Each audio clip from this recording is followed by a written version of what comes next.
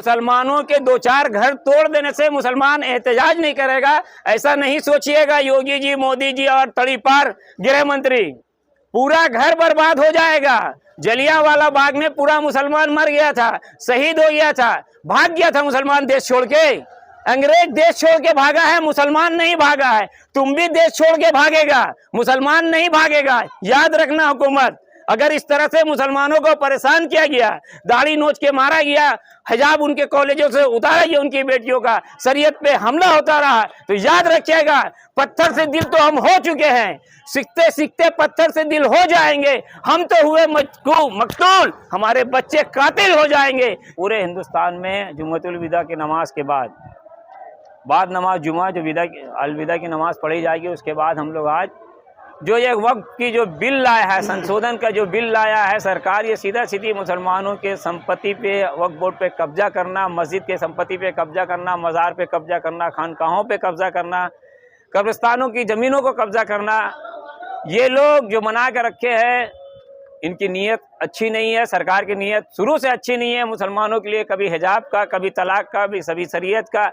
अब याद होगा कि वो जालिम हुकूमत है कि किसी औरत का पेट से बच्चा निकाल करके तलवार के नेज़े पे घुमाया जाता है बिल्किस बानो के बच्चों को। उसके बाद भी जब जेल से उसको रिहाई की जाती है, तो वही गुजरात का ये मुख्यमंत्री है जहां इस तरह की घिनौनी हरकत हुई थी। और वो बार बार कुछ अपनी सरकार में 11 साल में देखे होंगे, कई बार घिनौनी हरकत कर चुका है। और ये फिर उसी की एक और घिनौनी हरकत है। ये एक आरएसएस की गंदी साजिश है कि मुसलमानों को दोयम दर्जे का नागरिक बनाने की साजिश की जा रही है।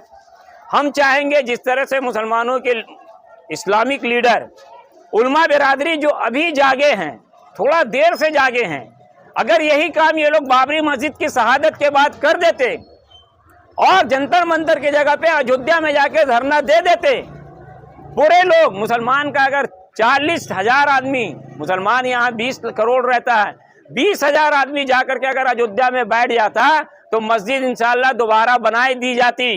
लेकिन हम लोगों ने जमहूरियत का सही से इंतजाम नहीं किया, सही से इस्तेमाल नहीं किया, उसके वजह से जालिम हुकूमत, वो हुकूमत तो कांग्रेस की थी लेकिन मंशा आरएसएस का था। आज तो हुकूमत भी आरएसएस की है, सिपाही भी आरएसएस का है और जज भी आरएसएस का है।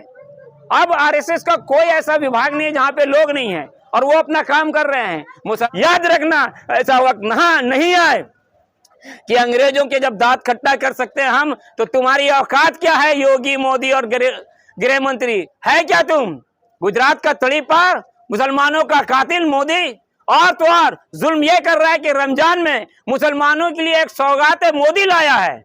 मेरा मदनी साहब से और दारुल उलूम देवबंद के बड़े नेताओं से गुजारिश है कि जल्द से जल्द ये फतवा लाएं कि सौगाते मोदी लेना मुसलमानों के लिए हराम है। जैसा कि फजले हक खैराबादी अंग्रेजों के खिलाफ फतवा दिए थे कि अंग्रेजी फौज में नौकरी करना, अंग्रेजों के यहाँ मुलाजमत करना या अंग्रेजों के यहाँ किसी भी तरह का सपोर्ट करना हराम है। उस वक्त फतवा दिए थे मौलाना फजले हक खैराबादी, वही दारुल उलूम देवबंद के रहने वाले थे। आज अरशद मदनी से गुजारिश है कि आप जल्द से जल्द फतवा दीजिए कि सौगाते मोदी मुसलमानों के लिए हराम है, हराम है, हराम है, हम वो नहीं लेंगे। और सुन ले, अगर संशोधन बिल पे, अगर वह संशोधन बिल को किसी तरह का छेड़छाड़ किया गया तो याद रखना, हम जलियांवाला बाग से भी नहीं डरे थे, शाहीन बाग से भी नहीं डरे थे। अब जंतर मंतर हो या कोई और बाग हो, किसी मैदान में हो, हम लोग जाने के लिए तैयार है, लड़ने भिड़ने के लिए तैयार है। आपको जो करना कीजिए, लेकिन अब बिल तो वापस आपको लेना ही होगा। मैं फखरुद्दीन अंसारी, MIM का प्रवक्ता और प्रभारी